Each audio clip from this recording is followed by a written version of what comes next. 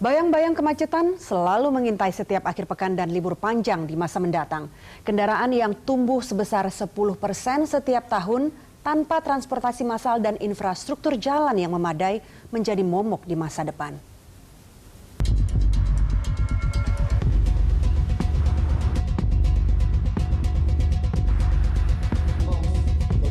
Kawasan Puncak menjadi salah satu tujuan favorit warga Jakarta dan sekitarnya saat liburan. Hal itu membuat kondisi lalu lintas menuju puncak padat dengan kendaraan roda 2 dan 4. Salah satu destinasi yang paling sering dikunjungi wisatawan saat libur akhir tahun adalah Puncak, Jawa Barat. Kemacetan masih terjadi di jalur puncak. Volume kendaraan mencapai angka 21.787. Ini lebih rendah dibanding tahun lalu, yaitu 22.065 kendaraan. Dan berdasarkan data arus lalu lintas keluar masuk gate Ciawi tahun 2015, hampir 300.000 kendaraan keluar pintu tol menuju Jakarta. Ini artinya pengunjung didominasi dari warga Jakarta. Kemacetan dimulai dari tol Jagorawi pintu tol Ciawi hingga di ruas Cisarua jalur puncak. Polres Bogor mencatat dalam sehari rata-rata jumlah kendaraan roda 2 sebanyak 72.000 kendaraan. Sementara kendaraan roda 4 setengahnya yaitu 36.000 kendaraan. Untuk mengurai kemacetan, Polres Bogor menerapkan sistem one way atau satu jalur dan buka tutup jalan.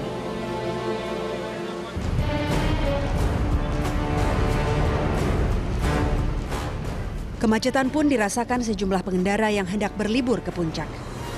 Dia mau ke puncak. Mau ke puncak. Kenapa memilih puncak, Mas? Adem, cari suasana adem. Ya. Nggak takut kena macet ini, harus balik sama... Tadi kirain udah lancar. Kirain udah lancar, ternyata semuanya pada liburan. Lumayan cukup macet. Macet ya? Iya, Kenapa macet. memilih puncak, Pak, kalau udah tahu macet? Ya karena ini anak-anak yang pengen ke sini. Ya mungkin mau diapain lagi? Ya kita hanya sabar-sabar aja gitu. Menikmati perjalanan. Iya, dinikmati aja udah. Ya. Kemacetan yang amat parah membuat sejumlah pemilik kendaraan berbalik arah kembali ke Jakarta ataupun memilih jalur lain. Biar nggak macet gitu, nggak tahu sama aja macet. Kalau kemarin kan macet banget, kirain sekarang enggak.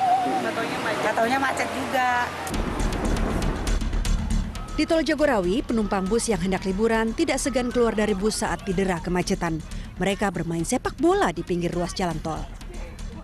Ini kenapa malah main bola di sini macet tadi mana? Ya ini nggak bisa jalan, katanya sih ada tutup buka. Katanya ada tutup buka jalur, jadi ya kita ini Sambil membunuh kebosanan ya? iya. Yang lainnya menggelar tikar dan bersantai di ruas jalan tol. Mereka membunuh kejenuhan akibat terjebak kemacetan berjam-jam. Ini malah jadi di sini nih makan-makannya di sini, kenapa ini, Pak? Macet Pak, nungguin dibuka jalurnya.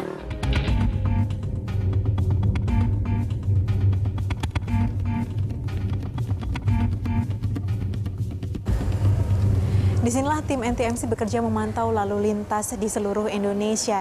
Ini merupakan pusat kendali sistem informasi dan komunikasi lalu lintas yang ada di tingkat Korlantas Polri.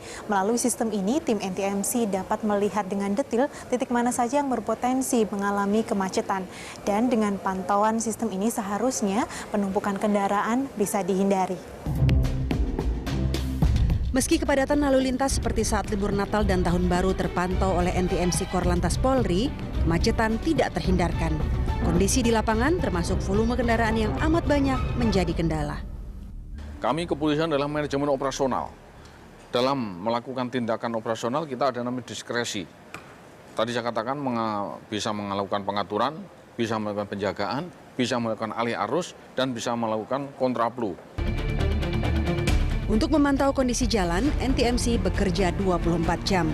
NTMC memanfaatkan 60% rekaman CCTV yang diintegrasikan dari tingkat Polda dan Polres. Kita ada beberapa sistem, kalau kita langsung dari CCTV yang ada di NTMC ini, kita akan bisa langsung mengetahui mulai dari tingkat kurang lebih sekitar 480 CCTV yang ada, kemudian 300 CCTV yang di tingkat Polda, dan 1 terpusat ada di NTMC ini.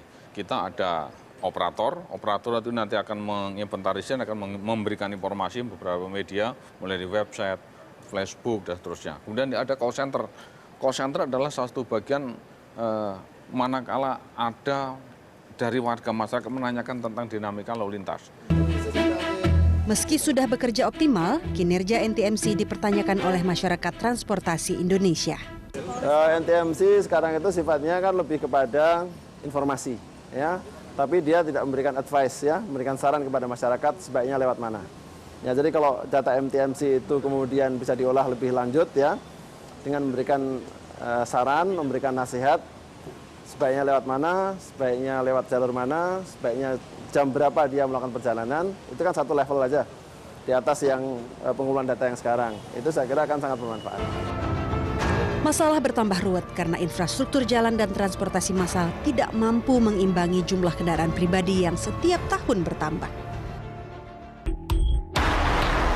Bayangkan, jumlah mobil pribadi di Jakarta meningkat setiap tahun. Jika tahun 2013 jumlah mobil di Jakarta ada 3 juta unit, maka tahun 2014 naik 10% menjadi 3,22 juta unit. Kalau dipukul rata, setiap hari ada 1.600 mobil baru yang muncul di Jakarta. Angka ini mengacu pada jumlah surat tanda nomor kendaraan atau STNK yang diterbitkan Samsat Polda Metro Jaya setiap hari. Tak heran jika kendaraan yang keluar dari ibu kota Jakarta saat libur akhir pekan atau libur nasional melimpah dan menimbulkan kemacetan. Catatan Jasa Marga, sekitar 107.000 kendaraan yang melintas di Tol Cikarang Utama saat libur Natal 2015. Jika tiap mobil membuang 3 liter bensin lantaran macet, maka dalam sehari terbuang uang 2,4 miliar rupiah dengan harga bensin Rp7.400 per liter. Angkanya tentu jauh lebih besar jika digabung dengan efek macet di dalam kota Jakarta menuju Puncak Bogor dan sejumlah objek liburan yang lain. Satu-satunya solusi untuk mengatasi kemacetan di masa mendatang adalah fasilitas transportasi massal dan infrastruktur yang memadai. Yang menjadi penting adalah kalau kita itu mau mendorong pertumbuhan jaringan angkutan umum. Ya, apakah itu kereta api, ataukah itu kapal untuk angkutan barang maupun angkutan udara. Ini yang menurut saya harus jadi tumpuan kita ke depan.